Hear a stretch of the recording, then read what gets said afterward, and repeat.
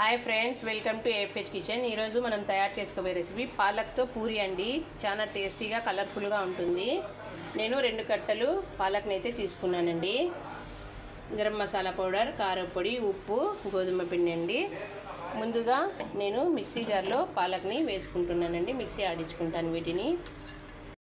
ఇప్పుడు చూడండి, ఇలా మిక్సీ ఆడించుకున్నానండి. ఇప్పుడు ఇందులోకి కొద్దిగా ఉప్పు, రుచికి సరిపడా ఉప్పు, కొద్దిగా కారం పొడి, గరం మసాలా వేసి దీన్ని బాగా మిక్స్ చేసుకుందామండి.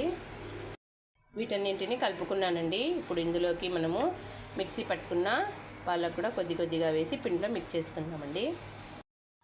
రండి, పిండిని ఇలా గట్టిగా కలిపేసుకున్న తర్వాత 2 చుక్కల ఆయిల్ వేసి మరి దీన్ని ఒకసారి మిక్స్ చేసుకుందామండి.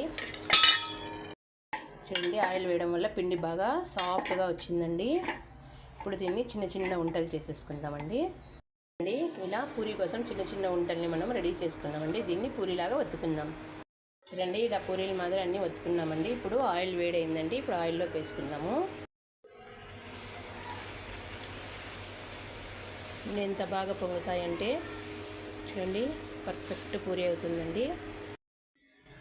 చూడండి ఫ్రెండ్స్, ఎంతో టేస్టీ అండ్ కలర్ఫుల్ అయినటువంటి పాలక్ పూరి ఆరోగ్యానికి అయితే చాలా మంచిదండి. ప్రతి పిల్లలు కూడా కలర్ ఇలా ఉంటే పిల్లలు ఇష్టపడతారు. అస్సలు ఆయిల్ అనేది లేదు. చూడండి ఆయిల్ లెస్గా ఉంటుంది కాబట్టి అందరూ తినండి. పిల్లల నుంచి పెద్దల వరకు హ్యాపీగా తినండి. చాలా టేస్టీగా అయితే ఉంటాయి. దీంట్లో మనకు ఇష్టం వచ్చిన కర్రీ తీసుకోవచ్చండి. కర్రీ లేకుండా కూడా బాగుంటుందండి.